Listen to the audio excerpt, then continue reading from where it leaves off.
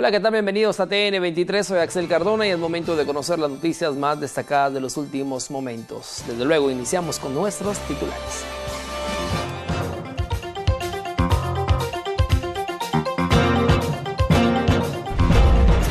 Ante crisis, Ejecutivo estaría declarando estado de calamidad en sector salud.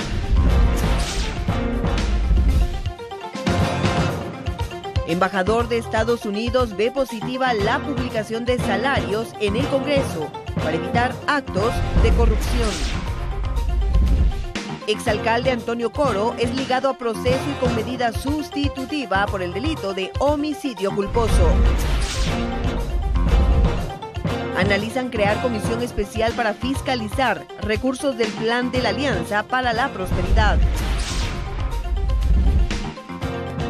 Ministra de Comunicaciones asegura que no renunciará al cargo y que será transparente en su gestión. En internacionales, investigan si el negocio de tequila de Kate del Castillo fue financiado por el Chapo Guzmán. Bien, iniciamos de lleno con la información de carácter nacional y es que el vicepresidente de la República anunció que podría declararse estado de calamidad de salud a causa de la crisis por la que atraviesa actualmente el sistema hospitalario. Derivado de la situación actual en que se encuentran los hospitales y altas cifras de desnutrición que hay en el país, se estará declarando estado de calamidad. El día de hoy tenemos que cambiar la conducta, tenemos que ser diferentes y nosotros creemos que armando estos equipos de trabajo en estos departamentos vamos a principiar a hacer ese cambio que tanto necesita Guatemala.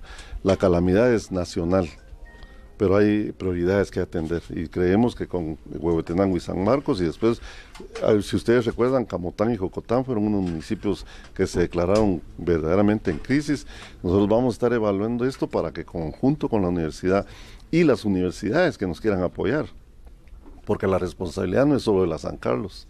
Las universidades privadas tienen una responsabilidad también en la formación de sus estudiantes para que con la conciencia social que se enseña en las universidades puedan tener apoyo a la población guatemalteca. El vicepresidenciable también anunció que están realizando reuniones con el rector de la Universidad de San Carlos para iniciar con un proyecto de censo y tener datos concretos sobre la desnutrición, iniciando con San Marcos y Huehuetenango, ya que son los departamentos con mayor índice de personas con desnutrición.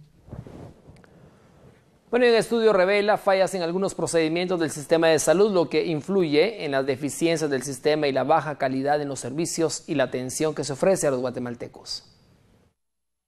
Derivado de la situación actual en que se encuentran los hospitales y altas cifras de desnutrición que hay en el país, se estará declarando estado de calamidad. El día de hoy tenemos que cambiar la conducta, tenemos que ser diferentes y nosotros creemos que armando estos equipos de trabajo en estos departamentos vamos a principiar a hacer ese cambio que tanto necesita Guatemala. La calamidad es nacional, pero hay prioridades que atender y creemos que con Huehuetenango y San Marcos y después, si ustedes recuerdan, Camotán y Jocotán fueron unos municipios que se declararon verdaderamente en crisis. Nosotros vamos a estar evaluando esto para que conjunto con la universidad y las universidades que nos quieran apoyar, porque la responsabilidad no es solo de la San Carlos. Las universidades privadas tienen una responsabilidad también en la formación de sus estudiantes para que con la conciencia social que se enseña en las universidades puedan tener apoyo a la población guatemalteca. El vicepresidenciable también anunció que están realizando reuniones con el rector de la Universidad de San Carlos para iniciar con un proyecto de censo y tener datos concretos sobre la desnutrición, iniciando con San Marcos y Huehuetenango, ya que son los departamentos con mayor índice de personas con desnutrición. Bueno, una propuesta de reajuste de presupuesto 2016 será presentado por el Ejecutivo, ello debido al desfinanciamiento para atender a diversas carteras. El Ejecutivo presentará al Congreso una propuesta de reajuste de presupuesto 2016, derivado del desfinanciamiento para atender a diversas carteras. Julio Héctor Estrada, ministro de Finanzas, dice que el proyecto actual no cuenta con fuentes de recursos para solventar 1.600 millones de quetzales de déficit. En este momento, creo que es importante aclarar que la aprobación del presupuesto, el decreto 2016, de presupuesto 2016, no cuadra. Quiere decir que el Congreso aprobó un techo presupuestario de un poco más de 70,000 millones de quetzales de gastos y uno de ingresos que es 1.600 millones de quetzales menor. Quiere decir que nosotros tenemos desfinanciado el presupuesto, o sea, no cuadra la contabilidad del presupuesto mismo. Entonces, viene una propuesta de componer ese tema, simplemente, dado que no cuadra la cantidad de egresos con la cantidad de ingresos, una propuesta al Congreso para que ajuste y cuadre la cantidad de ingresos con egresos, y así se puede asignar los recursos de las entidades que quedaron desfinanciadas totalmente porque se les aprobó su techo, pero no su fuente de financiamiento. El funcionario dice que el proyecto mantendrá el techo de gasto actual de 70.700 millones de quetzales. Bueno, no renunciará al cargo. El presidente de la República, Jimmy Morales, ratificó a Sherry Ordóñez, precisamente a cargo de la cartera de comunicaciones. Ordóñez desmiente ser contratista del Estado, como se ha señalado. La ministra de Comunicaciones, Sherry Ordóñez, dice que se mantendrá en dicha cartera, pues fue ratificada por el presidente de la República, Jimmy Morales. Ordóñez dice que no es contratista del Estado, pues dejó de serlo en 2014. Por ello, analiza emprender acciones legales contra encargados de Guatecompras por difamación. El señor presidente me ha dado su respaldo total y me ha dado la oportunidad de que sea yo quien aclare a la prensa estas situaciones que en muy alto porcentaje. Fui supervisora 2012, 2013 y 2014 y terminé mi relación laboral con este ministerio como contratista en octubre del 2014.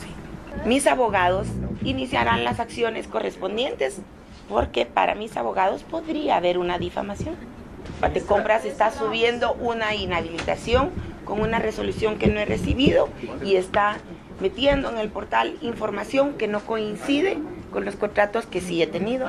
A pesar de mantener un proceso judicial emprendido por SAT, la funcionaria establece que se mantendrá en dicho cargo. Es un proceso administrativo, no es un delito, no es una falta y les digo, yo misma fui a pedir ayer notificación para no esperar a que me notificaran porque hasta el día de hoy no he sido notificada oficialmente. Bien, estamos de regreso con más noticias. La publicación del listado de salario de trabajadores del Congreso de la República ha sido bien visto por Todd Robinson, precisamente embajador de los Estados Unidos de Norteamérica acreditado en nuestro país, ya que considera que con ello se evitará la corrupción. El embajador de los Estados Unidos, Todd Robinson, califica de positiva la acción del presidente del Congreso, Mario Taracena, luego de la publicación del listado de salarios de trabajadores de dicho organismo. El diplomático comenta que es un paso más en el combate de la corrupción.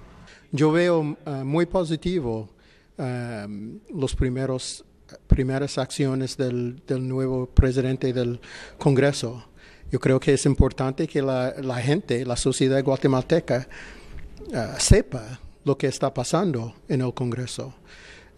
He dicho antes que siempre teníamos que empezar con el Congreso si queríamos cambiar las condiciones en el país, porque ellos tienen la responsabilidad de promover la legislación y las leyes, pero también tienen la responsabilidad de mostrar su compromiso y ser un modelo para el país. Y parece que al inicio del nuevo Congreso están tratando de retomar esa responsabilidad. Bueno, la revisión de pactos colectivos dentro de las instituciones del Estado es calificada de positiva por representantes del sector empresarial del país. Representantes del sector empresarial se mostraron a favor de realizar una revisión dentro del marco de la ley a los pactos colectivos que existen en las instituciones del Estado. Esto para evitar actos de corrupción relacionados a plazas fantasmas y onerosos sueldos. Creemos que es importante que los sindicatos realmente permanezcan, los sindicatos sanamente construidos y sanamente ejecutados. En el caso de esto que hemos visto en los últimos meses, sí, efectivamente creemos que es importante hacer una revisión de los pactos colectivos en las instituciones de gobierno, porque definitivamente bajo todas las luces están fuera de la realidad de lo que se paga en el país y de algunos pactos colectivos que se tienen en el sector mismo privado. Pues entonces, si bien es cierto, no todos los pactos colectivos en el gobierno están malos, sí creemos que es objeto de minuciosa revisión dentro del marco de la ley, porque vemos que sí, definitivamente hay unos sueldos que están fuera de la realidad y hay unas plazas que no sabemos si realmente se ejecuta para lo que están contratados. Bueno, la publicación de salarios en el Congreso de la República generó diversas reacciones. Al respecto se refiere el jefe de la CICIG, Iván Velázquez, y el diputado Roberto Kessler. Iván Velázquez, jefe de la CICIG, dijo respaldar la decisión del presidente del Congreso, Mario Taracena, de revelar los montos de los salarios en ese órgano del Estado. De igual forma, el diputado Roberto Kessler, tercer secretario de la directiva del organismo, considera que este puede ser el primer paso para detectar irregularidades en las contrataciones y, sobre todo, en los montos de los salarios. Me parece que es importante este proceso de transparencia que se ha impulsado en el Congreso. Todas las discusiones que se están generando a partir de la presentación de la nómina, como lo ha hecho el presidente Taracena, me parece que va en esa dirección de transparencia. Ya los otros debates sobre los montos y las cantidades de empleados, pues ese es un asunto en el que tiene que intervenir definitivamente la ciudadanía, pero que es una discusión que creo que en todo caso es muy sana. Mire, la mera neta es que nadie cree que uno como diputado, y si cree, llámenlo como irresponsabilidad, de no conocer su institución. Ni yo no sabía ni qué grandes salarios los que hay ahí. Sorprendidos totalmente. Y como ser humano yo le doy razón a la población. Si uno que tiene un sueldo de 9.500 quetzales y redondea un salario total de 29.500, con los descuentos venir a recibir 25.000 y encontrar personas que ganan más de 60.000, hay una reacción intrínseca dentro de la persona. Ahora no digamos un pueblo que tiene una inequidad y una desigualdad en salarios por el modelo político del país, por el sistema laboral del país, ¿sí? Entonces aquí, hombre, hay que fortalecerse, reflexionar y tolerar una situación de esa naturaleza. El tema institucional del Congreso de la República. Bueno, y más de 800 millones de dólares serán destinados durante 5 años para promover el desarrollo, esto como parte del Plan Alianza para la Prosperidad. Como parte del plan de la Alianza para la Prosperidad, Guatemala destinaría 875 millones de dólares durante 5 años para promover el desarrollo, comentan autoridades del Ministerio de Economía. De la mano con dicho proyecto, se analiza la creación de una comisión especial para fiscalizar el uso de dichos recursos y los aportes de Estados Unidos. Los 875 millones de dólares es un compromiso del gobierno de Guatemala frente al gobierno de Estados Unidos como una contrapartida para los fondos que Estados Unidos está asignando a este plan de Alianza para la Prosperidad del Triángulo Norte. Todos estos fondos están ya asignados dentro del presupuesto del Estado para este año. Para los próximos años no van a ser desembolsos adicionales dentro del presupuesto, sino que se están asignando dentro de los fondos que ya están asignados, se están incluyendo contrapartidas específicas y son de las mismas inversiones ya presupuestadas para Guatemala. En este momento creo que es importante aclarar que la aprobación del presupuesto, el decreto 2016, de presupuesto 2016, no cuadra. Quiere decir que el Congreso aprobó un techo presupuestario de un poco más de 70.000 millones de quetzales de gastos y uno de ingresos que es 1.600 millones de quetzales menor. Quiere decir que nosotros tenemos desfinanciado el presupuesto, o sea, no cuadra la contabilidad del presupuesto mismo. Entonces, viene una propuesta de componer ese tema, simplemente, dado que no cuadra la cantidad de egresos con la cantidad de ingresos, una propuesta del Congreso para que ajuste y cuadre la cantidad de ingresos con egresos, y así se puede asignar los recursos de las entidades que quedaron desfinanciadas totalmente, porque se les aprobó su techo, pero no su fuente de financiamiento. Estados Unidos destinará 700 millones de dólares a Guatemala, Honduras y El Salvador, con el fin de promover empleos que eviten la migración.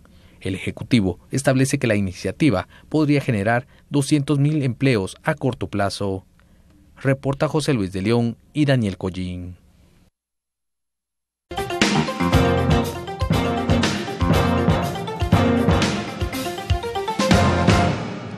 Bien, estamos de regreso con más noticias. El exalcalde de Santa Catarina Pinula, Antonio Coro, quedó ligado a proceso por el delito de homicidio culposo. Esto por su presunta responsabilidad en la tragedia ocurrida en la aldea Cambrai 2. La jueza noveno de lo penal, Silvia Morales, aceptó la petición del Ministerio Público que el exalcalde de San José Pinula, Antonio Coro, enfrente a la justicia por el delito de homicidio culposo. El fiscal del MP dijo que el procesado en julio de 2014 no atendió una recomendación de reubicar a los vecinos. El juez refiere que desde hace varios años el sector conocido como el Cambrai se ha visto afectado por las crecidas del río Pinula, y a su vez propiciando la inestabilidad en laderas, su excavación y erosión en terrenos y viviendas, que como fenómenos han alterado abruptamente las condiciones del cauce, ampliando su sección, dirección y profundidad, proponiéndole como solución posible, entre otras, la reubicación de la comunidad afectada, parcial o totalmente, misma que no fue atendida por su persona a pesar. Como alcalde, nunca tuve la facultad para decretar que el Cambrai 2 era zona de alto riesgo o inhabitable, dijo el exfuncionario edil. Santa Catarina Pinula fue declarada una zona de alto riesgo por el acuerdo gubernativo 179-2001. Yo ya le di lectura a todo el acuerdo gubernativo, honorable juez, y en ningún momento se menciona a Santa Catarina Pinula ni la cuenca del río Pinula. O sea que Cambrai 2 en este momento no ha sido declarado zona de alto riesgo, sino que lo único que hizo Conred fue declarar alerta roja, pero lamentablemente 8 días después del deslave, que fue el 1 de octubre. Con esto lo que quiero comprobar, distinguida señora juez, que yo no tengo como alcalde, nunca tuve la facultad de declarar ninguna de estas alertas. La investigación de la MP estableció que en el lugar del desastre murieron más de 200 personas. El número puede ser mayor, pues algunos cuerpos no se lograron recuperar, dice el fiscal. Que se ubica en la región sur de dicho sector, que iniciaba a caerse desde noviembre del año 2014, cayó finalmente sobre la población, causando así la muerte de al menos 282 personas, más las personas que por las condiciones del terreno ya no fueron posibles rescatar y que al día de hoy ahí se encuentran enterradas. Acciones que al ser realizadas en forma directa por usted en su calidad de autor encuadran dentro del ilícito penal de homicidio culposo. En su declaración, el sindicato dijo que a los vecinos se les pidió retirarse del Cambrai por ser una zona vulnerable ante los desastres naturales y no se fueron. Ante la respuesta de los habitantes, la municipalidad elaboró trabajos de prevención, subrayó Coro. Que al no trasladarse a los vecinos se levantó el acta correspondiente, pero se hicieron trabajos de prevención para las personas que decidieron quedarse. La juzgadora Silvia Morales otorgó al exfuncionario Antonio Coro ser beneficiado con una medida sustitutiva. Así que mi decisión es declarar sin lugar la falta de mérito que lista la defensa técnica del sindicato, emitir auto de procesamiento contra el señor José Antonio Coro García por el delito de homicidio culposo. García, el pago de la caución económica de 300.000 quetzales, por lo que luego del pago de esa caución económica y la suscripción del acta de compromiso correspondiente se ordenará su libertad. En caso de insolvencia, deberá continuar con la situación jurídica en que se encuentra a disposición de esta judicatura. Bueno, la solicitud planteada por el Ministerio Público de cerrar el caso de Javier Alexander alias El Nica, señalado de dirigir una banda de violadores que fuera encontrado muerto precisamente en su celda en Fray Janes 1, precisamente, será conocido por el Juzgado de Ejecución Penal.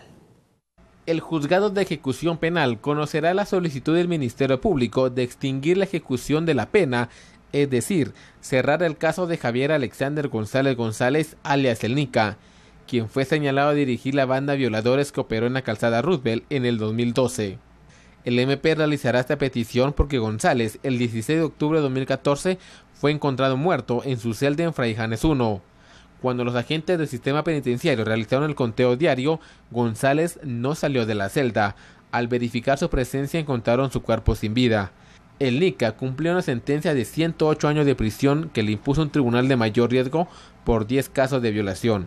El Juzgado de Ejecución realizará una audiencia para el resto de sindicados en la cual se hará un cómputo de las condenas que le impusieron para determinar cuándo cumplen la mitad de la sentencia y si podrían recuperar su libertad por haber cumplido más del 50% de la sentencia respectiva. Bueno, asimismo dio inicio el juicio contra 9 sicarios a sueldo que operaba precisamente en el departamento de Chiquimula a inicios de los años 2011 al 2014. Los integrantes del Tribunal A de mayor riesgo iniciaron juicio en contra de 9 supuestos sicarios a sueldo. Conformaron la organización criminal llamada Chehuen, operó en Chiquimula y era contratada para cometer asesinatos. Un testigo dijo que en las llamadas telefónicas se estableció que 2 sindicados vigilaron a una víctima en el hospital. Había sobrevivido al ataque y cuando falleció le avisaron a José Eduardo Chehuen, líder de la agrupación.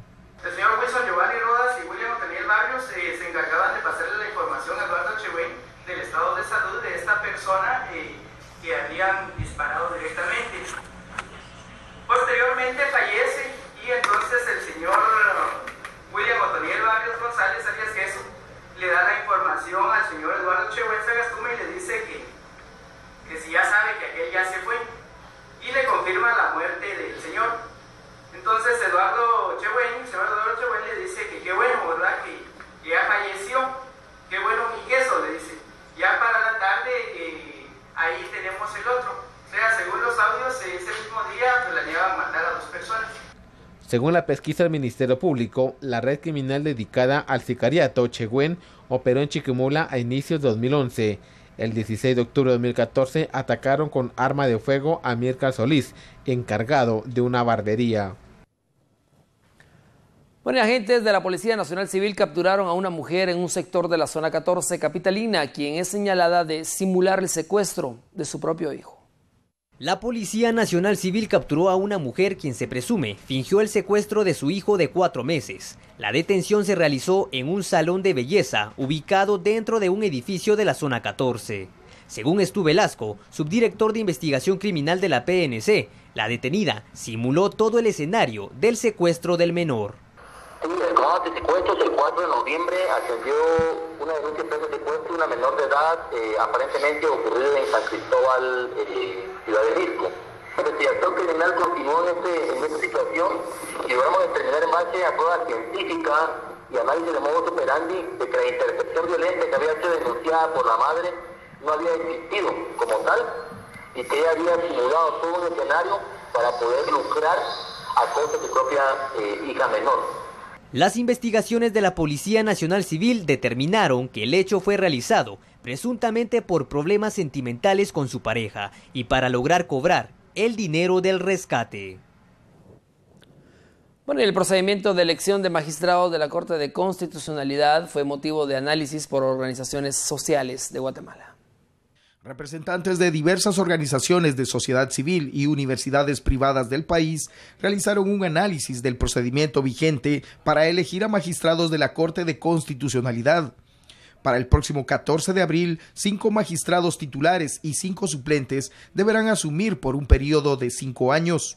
Al respecto, analistas en temas políticos consideran que se deben realizar modificaciones en el proceso de designación, con el fin que éste sea totalmente transparente y público. Lograr empatar en esfuerzos ante la elección y designación de los magistrados titulares y suplentes de la Corte de Constitucionalidad, a hacer un evento que ya está próximo en todos los entes electores, como lo son el Congreso de la República, la Corte Suprema de Justicia, el Presidente de la República, quien designa a un magistrado titular y a un suplente, el Consejo Superior Universitario de la Universidad de San Carlos de Guatemala, y esto pues nos ubica en un escenario en el cual tenemos que medir con suma importancia y con ojo clínico cuál es la importancia de la elección de los magistrados de la Corte de Constitucionalidad, debido a que es la Corte de Constitucionalidad la última barrera para poder avanzar los casos planteados el año pasado por CICIG y obviamente no permitir que esto avance hacia un estado de impunidad absoluta. Yo quiero hacer un llamado desde ya pues a los entes electores a que tomen en cuenta que queremos procesos completamente abiertos. No queremos que nos hagan un proceso abierto y otro cerrado, sino que todo tiene que ser abierto, todo tiene que ser público, y estamos pidiéndoles pues también que pues no negociemos debajo de la mesa.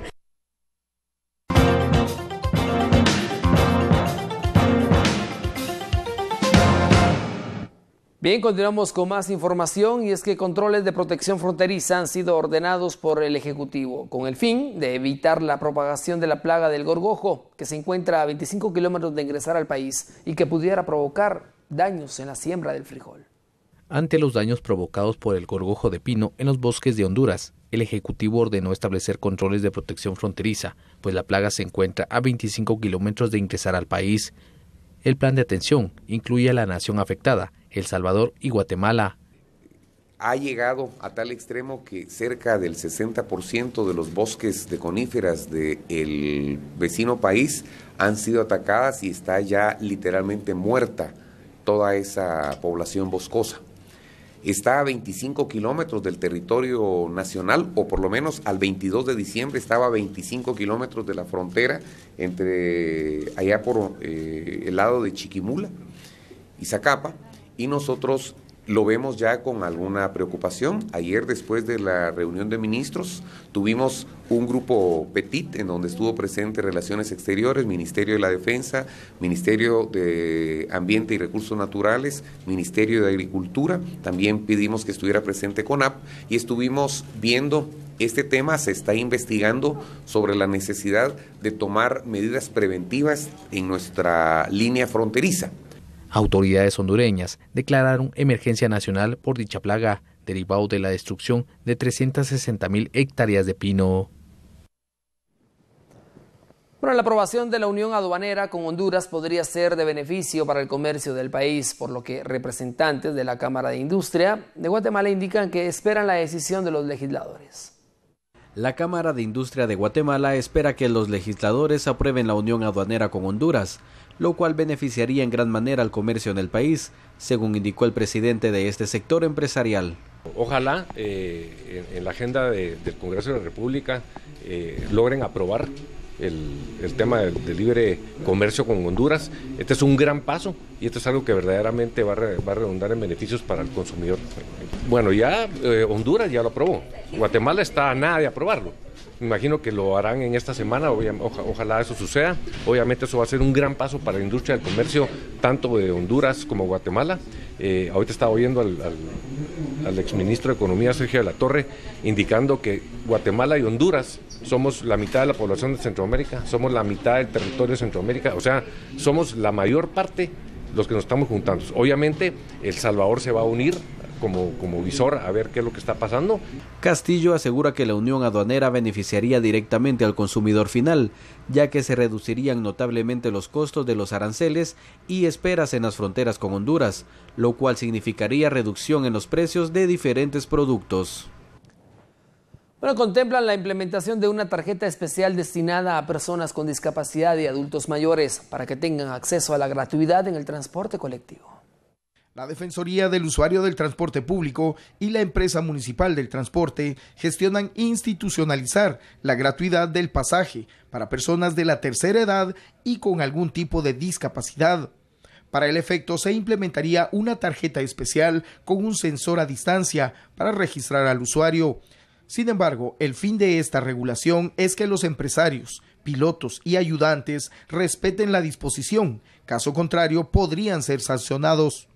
Se ha visto que hay un irrespeto verdaderamente, no se ha logrado dignificar el servicio de transporte público a nivel nacional, y a pesar de que existen leyes o legislación específica, por ejemplo el acuerdo 27-2010 del Consejo Municipal de la Ciudad de Guatemala, que garantiza el transporte gratuito o la gratuidad para personas con discapacidad, y también la ley decreto 80-96, que es la ley de protección a las personas de la tercera edad, que garantiza que el transporte no será cobrado. Es un beneficio social hacia las personas mayores de 60 años. Estamos en un acercamiento ya con las autoridades de la Municipalidad de Guatemala y también hacer presión a donde corresponda, es decir, a las empresas como Transurbano y los buses rojos, para que se respeten estas disposiciones legales, que no es que tenga necesariamente un arreglo en cuanto a darles dinero o subsidio para poder exigir esa gratuidad. Esto es en la ley y ellos son prestadores particulares del servicio de transporte público, pero por ser público ellos tienen la obligación de acatar las leyes guatemaltecas.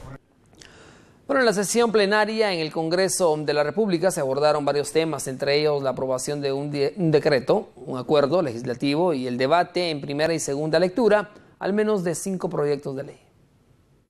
La primera sesión plenaria de la legislatura 2016-2020 se realizó esta tarde en el Congreso de la República. Entre los temas conocidos por los parlamentarios, destaca la aprobación del acuerdo legislativo que convoca a los profesionales del derecho, los cuales estén interesados en participar de la elección de magistrado titular y suplente por el organismo legislativo ante la Corte de Constitucionalidad.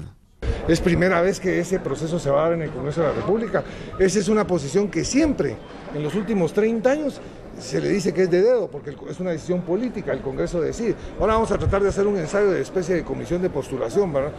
Lo cual es interesante y esperamos que se respete. También será consultado ante el Tribunal Supremo Electoral la situación de Edgar Zamora, quien fue electo como diputado el pasado 5 de septiembre y no pudo asumir su cargo la semana pasada en la sesión solemne realizada en el Congreso. Los diputados de Viva se expresaron, se centró en la discusión, nos tardamos un poco de eso y al final de cuentas, de más de hora y media de discusión, se tomó la decisión de consultar al Tribunal Supremo Electoral. También se conoció por el Pleno de Diputados el proyecto de decreto que dispone a aprobar el convenio para la unificación de ciertas reglas para el transporte aéreo internacional. Es un acuerdo de la Postía, un convenio de la Haya que Guatemala había suscrito y que se había estado dilatando en la legislatura pasada y al día de hoy finalmente se pudo aprobar. Es un convenio que va a facilitar el tráfico, el tránsito de los documentos, su legalización como tal.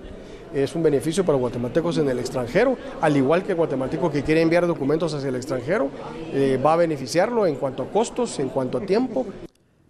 Bien, de esta manera hemos finalizado esta emisión de noticias, agradeciendo desde luego su preferencia. Siga con nosotros, informándose. Hasta pronto. Buenas noches.